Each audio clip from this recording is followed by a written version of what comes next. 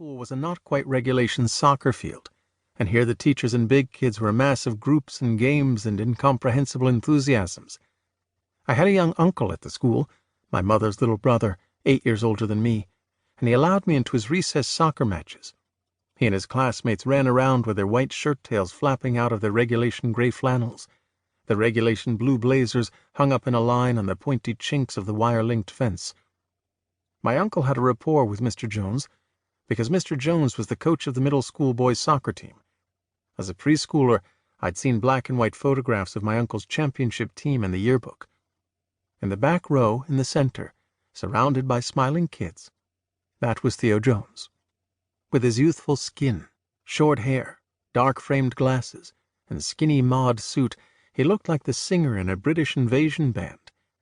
But he was, for me, just another of the mysterious faculty for the older kids, a faculty of eccentric Nova Scotian indigenes, an Acadian lesbian who taught French, a Ph.D. dropout from Dalhousie who taught physics, and a splurge of Commonwealth types, 4 Australians, 3 Scots, but just 1 Englishman, which was Mr. Jones.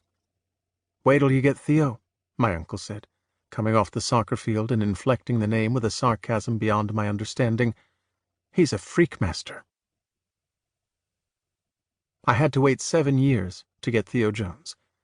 Because of family finances and my own personal delinquency, I switched in and out of 3 other institutions before returning to the brain school. But come 8th grade, or middle 4 as it was called, I was sitting at a desk waiting with my pubescent classmates for the first English class of the year to begin.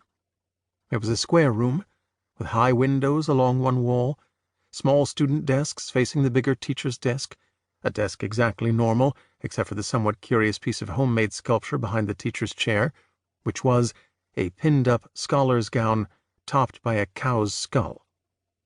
To me the installation was Gothic, Corvine, purposely theatrical, though my memory might have been influenced by what happened next, which was Mr. Jones's English-accented voice floating into the class as he walked down the hall. "Now my charms are all o'erthrown," he recited, "and what strength I have's mine own."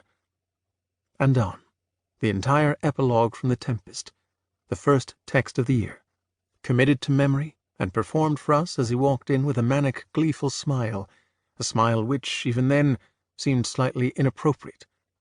He was a sudden and nervous laughter. Much was committed to memory. Each Thursday afternoon, when English class was held in the wall-to-wall carpeted audiovisual room and called drama, a student would be marked on his or her memorized recitation. Little Gidding, Kubla Khan, Upon Julia's Clothes, The Tiger, all of these are in my brain today because of Mr. Jones. Drama class was itself memorable, not only because of a dance made locally famous by Sarah Lorcan, Lorcan's Pork and Beans dance, but because Andrew Pulsifer, a shy, goofy-toothed student, refused to sell his chair to anyone else. For a full 22 minutes we sat hopeful, restless, listless, and finally gloomily resigned as this kid, Andrew Pulsifer, his forefinger twitching at his lower lip, stared at the floor, terrified, unable and unwilling to comply with Mr. Jones' suggestions.